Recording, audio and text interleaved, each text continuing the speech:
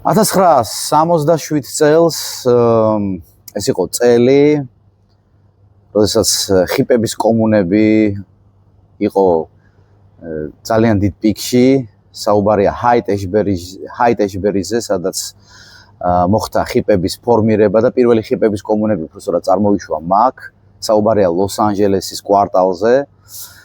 1967 წელი მეგობრებო შემთხვევით არ ვახსენე, იმიტომ რომ ეს ის წელია, როდესაც ბიტლზებმა ჩაწერა თავისი ყველაზე ლეგენდარული ალბომი, საუბარია Sgt. Pepper's Lonely Hearts Club Band, რომელიც იქცა მომენტალურად ოქროს ალბომად. ბიტლები იყო 1967 წელს ის ჯგუფი, რომელიც თავისუფლად შეიძლება შევადაროთ მაგალითად ბერძნული მითოლოგიის გმირს, რომელიც ფაქტიურად რასაც შეეხებოდა, ყველაფერი იქცეოდა ოქროთ, საუბარია მიდასზე, ბერძნული მითოლოგიის პერსონაჟზე და გმირზე. და შემთხვევით არ ვახსენე Sgt. Pepper's Lonely Hearts Club Band.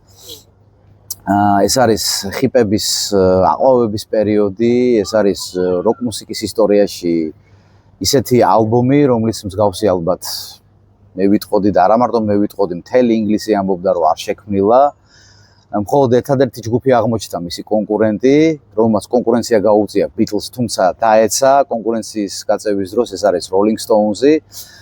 და გადმოვალ 1979 წელზე პიტერ გრანტი და ჯიმი პეიჯი ბრუნდება ამერიკის შეერთებული შტატებიდან ლონდონში, ისინი გამოდიან კლუბ მარკიში და ამ დროს ახლოვდება შობა და შობის წინა დღეს პიტერ გრანტი გადაწყვიტავს მას შემდეგ რაც გაიგებს რომ ჯეფ ბეკი ვარსიტყვის ვანილა ფუჩთან გასტროლებზე ნიუ-იორკში და პიტერ გრანტი მოკიდებს თავის ახალ რჩეულებს ლედ ზეპელინს ხელს და წავა ამერიკის შეერთებულ შტატებში ახალი ტურნეს დასაწყებად.